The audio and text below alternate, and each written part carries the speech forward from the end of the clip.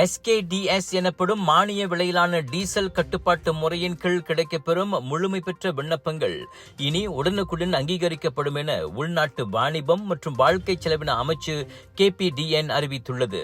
தரை போக்குவரத்து நிறுவனங்கள் தாங்கள் விரும்பும் எரிபொருள் நிறுவனங்களிடம் மானிய அட்டைகளுக்கு அதாவது பிளீட் கார்டுகளுக்கு உடனடியாக விண்ணப்பிக்க அது வகை செய்யும் என அமைச்சர் அர்மிசான் முகமது அலி தெரிவித்தார்.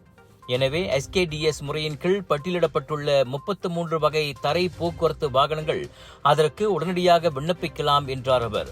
டீசல் மானியத்தை பெற தகுதியான அந்த 33 வகை வாகனங்களில் பள்ளி மற்றும் விரைவு பேருந்துகள், பொது சரக்கு லாரிகள், பாட்டில்களில் பானங்களை ஏற்றிச் செல்லும் லாரிகள், குளிரூட்டப்பட்ட லாரிகள், ஜன்னல் வேன்கள் ஆகியவையும் அடங்கும். ஜூன் 30க்கு முன் SKDS அனுமதியை பெறும் போக்குவரத்து நிறுவனங்கள் எரிபொருள் நிறுவனங்களிடமிருந்து பிளீட் அட்டைகளை பெறும் வரை தங்கள் ரசீதுகளை வாங்கியதற்கான சான்றாக பயன்படுத்தி செலவினங்களை திரும்ப பெற விண்ணப்பிக்கலாம் என்று அமைச்சர் அர்மிசான் கூறினார். ஜூலை முதல் அவர்களுக்கு பணம் திருப்பி தரப்படும்.